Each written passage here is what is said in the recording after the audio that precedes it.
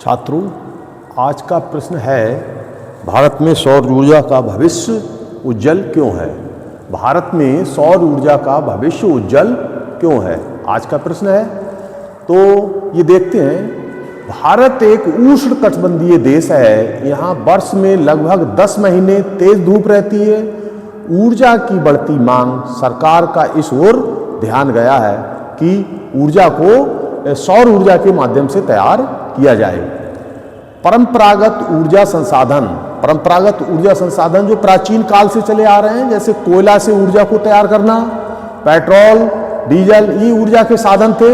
इनके संसाधन सीमित होने के कारण तो एक नया विकल्प खोजा गया जो सौर ऊर्जा का विकल्प था, क्योंकि इसके माध्यम से ये तो संसाधन सीमित है, कभी भी समाप्त हो सकते हैं, लेकिन आगे कैसे संसाधन उपलब्ध कराए जाएं, इसके लिए ऊर्जा के संसाधनों की खोज की गई थी। इसमें क्योंकि इसकी आवश्यकता है, ऊर्जा को बचाना है, भविष्य को खुशियों से सजाना है।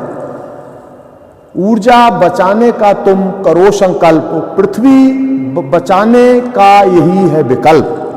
अर्थात ऊर्जा बचाना है तो हमारी पृथ्वी बची रहेगी, क्योंकि सारी गतिविधियां जो पृथ्वी पर चलेंगी वो ऊर्जा से ही चलती हैं। अगला है इसमें, भारत में ऊर्जा, सौर ऊर्जा भविष्य उज्जवल होने के निम्न कारण हैं। क्या क्या कारण हो सकते हैं? देखो, अभी बात हो रही थी, भारत में तेज धूप रहती है, और तेज धूप जो है होने के कई कारण है। सीधी धूप पड़ती है, जब सीधी धूप पड़ती है, तेज धूप होती है, तो यहाँ सौर पैनल बहुत अच्छे से काम करने लगते हैं। इसमें नंबर 1 तो ये है, भारत में धूप का लंबे समय तक रहना, बहुत लंबे समय तक भारत में धूप रहती है। लगभग कह सकते हैं हम, ये जो है 10 से 10.5 माह तक धूप रहती है। 10 से 10.5 माह। केवल दिसंबर में धूप जो है 15 दिसंबर तक तो धूप निकलती रहती है, और इसके बाद जो है, और जनवरी का मौसम है, ये यहाँ पर धूप जो है नहीं निकलती है।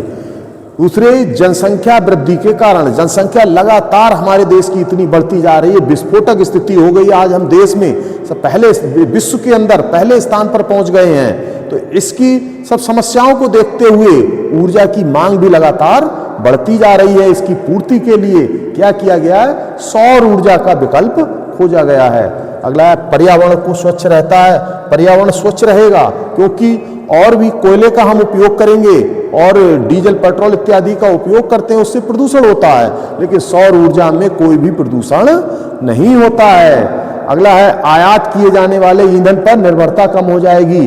अब जो ईंधन है विद्युत तैयार करने के लिए या ऊर्जा के संसाधनों के लिए, उसके लिए ईंधन को हमें बहुत आयात करना पड़ता था, उसमें बहुत धन व्यय होता है, तो उसका खर्चा भी हमारा घट जाएगा, ना के बराबर होगा।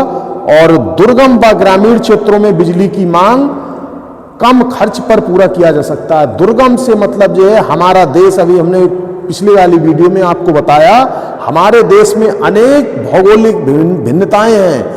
कहीं पहाड़ हैं, कहीं घाटियां हैं, कहीं समुद्र है, और कहीं बहुत बहुत ऊंचे पहाड़ हैं जहां पर विद्युत को पहुंचाना एक असंभव कार्य है।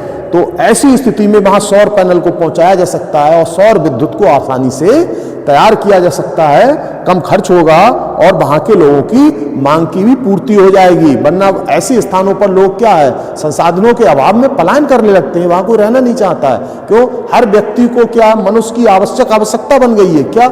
संसाधन। तो संसाधन होना बहुत जरूरी है। अगला है, इसमें धन की बचत होती है। अगला नंबर, यह ऊर्जा का नवीकरणीय योग्य स्रोत है। ये खास बात आ गई इसमें, नवीकरणीय योग्य स्रोत है, नवीकरणीय योग्य स्रोत। और वो वाले कैसे थे? वो थे परंपरागत स्रोत, कोयला, पेट्रोल, डीजल वाले, ये परंपरागत स्रोत थे। और ये सौर ऊर्जा कैसा? नवीकरणीय योग्य स्रोत है। अगला, भारत का सबसे बड़ा सौर ऊर्जा संयंत्र गुजरात में भुज के निकट माधापुर में स्थित है। खावड़ा रिन्यूएबल एनर्जी पार्क, जो अडानी ग्रीन ग्रुप का है, ये सबसे बड़ा है। 1 नंबर के क्वेश्चन में बहुविकल्पी में पूछा जा सकता है कि सबसे बड़ा सौर ऊर्जा केंद्र भारत में कहां है, तो गुजरात में। नाम पूछा जाए तो खावड़ा रिन्यूएबल एनर्जी पार्क, किस ग्रुप का है? अडानी ग्रुप का है, अडानी ग्रीन का है। अगला है कि भारत में कहां पर ऐसा जो है सौर ऊर्जा केंद्र विकसित किया जा सकता है, जो सबसे अच्छा केंद्र है जहां पर, तो थार का जो मरुस्थल है सौर ऊर्जा का सबसे बड़ा केंद्र बन सकता है, क्योंकि यहां धूप और गर्मी और जो है अधिक समय तक रहती है, तेज धूप रहती है, जिस कारण इस स्थान को जो है चुना गया है और यहां पर खूब जो है सौर ऊर्जा का विकास भरपूर किया जा सकता है। तो इस तरह से भारत में जो है सौर ऊर्जा का भविष्य उज्जवल है। अब क्वेश्चन अगर परीक्षा में आ जाए तो आप आसानी से इसे लिख देंगे कि भारत में सौर ऊर्जा का भविष्य उज्जवल क्यों है। तो भारत एक कैसा देश है? भारत एक उष्ण कटिबंधीय देश है, यहाँ तेज सीधी धूप लगती है, जिस कारण सौर ऊर्जा बहुत ही कामयाब है और भविष्य को ध्यान में रखते हुए इसका उपयोग भी अनिवार्य है। ऊर्जा को बचाना है, भविष्य को खुशियों से सजाना है, आने वाली पीढ़ी को भी हमें कुछ देना है, वरना आने वाली पीढ़ी को क्या मिला? कुछ नहीं मिलेगा, उनका जीवन नहीं चल पाएगा। ऊर्जा बचाने का तुम करो संकल्प, पृथ्वी को बचाने का यही है विकल्प, क्योंकि सही विकल्प यही है पृथ्वी को बचाने का। और भारत में सौर ऊर्जा का भविष्य उज्जवल होने के कारण इस प्रकार हैं, इन कारणों को आप ध्यान रखना। अच्छा, इस क्वेश्चन को इस तरह से भी पूछ लेते हैं कि ऊर्जा के गैर परंपरागत स्रोत बताइए। परंपरागत होते हैं जो प्राचीन काल से चले आ रहे हैं, कोयला पेट्रोल डीजल वाले हैं, उनका आ जाए परंपरागत तो आप उसमें से लिख देंगे, और गैर परंपरागत आए तो एक इसमें से जो आ जाएगा आपका कौन सा? सौर ऊर्जा डालेंगे हेडिंग, ऊर्जा का परंपरागत स्रोत, तो नंबर 1 हेडिंग डाल देंगे सौर ऊर्जा, फिर पवन ऊर्जा, फिर ऐसे ही 2 पूछे जाएं आप दोनों इसमें से दोनों का वर्णन कर देंगे, एक का ये और एक पवन ऊर्जा का वर्णन कर देंगे। तो इस तरह से क्वेश्चन जैसे भी पूछें, चाहे गैर परंपरागत में पूछें चाहे परंपरागत में पूछें, परंपरागत में पूछें तो कोयला डीजल पेट्रोल और उसका प्रयोग कर देंगे, और परंपरागत के बाद गैर परंपरागत में पूछा जाए तो आप सौर ऊर्जा पवन ऊर्जा इनका उपयोग कर देंगे, इनको लिख देंगे। तो इस तरह से ये क्वेश्चन बहुत ही इंपॉर्टेंट है और परीक्षा में आता ही है लगभग, और इस बार भी पूरे चांस है प्री बोर्ड व बोर्ड की परीक्षा में इस क्वेश्चन को आप मानकर चलें, ये क्वेश्चन आता ही है और बहुत अच्छा क्वेश्चन है।